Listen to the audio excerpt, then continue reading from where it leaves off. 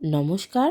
মন্দারমণিতে প্রথম দিনে দুপুরবেলা রিকার্ডো বিচ রিসর্টে আমরা কি খাবার খেয়েছিলাম চলে এসেছি আজকে সেই ভিডিওটাই নিয়ে।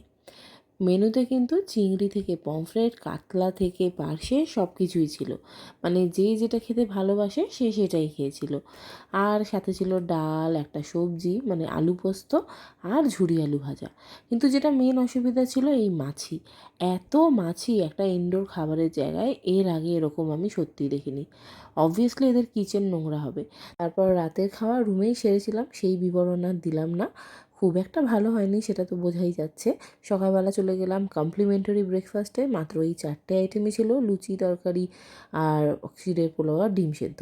আমরা ভাবলাম আমরা আর এখানে থাকবো না, তাই আগের দিন বিকেলেই আমরা অন্য একটা রিসর্ট বুক করে এসেছিলাম। এখানে আমরা এদেরকে না করলাম, আমাদের বুকিং ক্যান্সেল করলাম এবং চলে যাব অন্য জায়গায়। যেহেতু এই রিসর্টের মূল আকর্ষণ সমুদ্র, তাই জন্য যাওয়ার আগে একবার সমুদ্রে নামলাম আর নেমে কাব্য সে কি কান্না।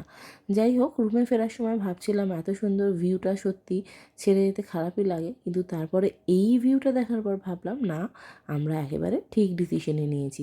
বাচ্চা টাচ্চা নিয়ে, বাবা মাকে নিয়ে এত নোংরা জায়গায় থাকবো না। চলে গেলাম একটা অন্য এবং দারুণ সুন্দর জায়গায়।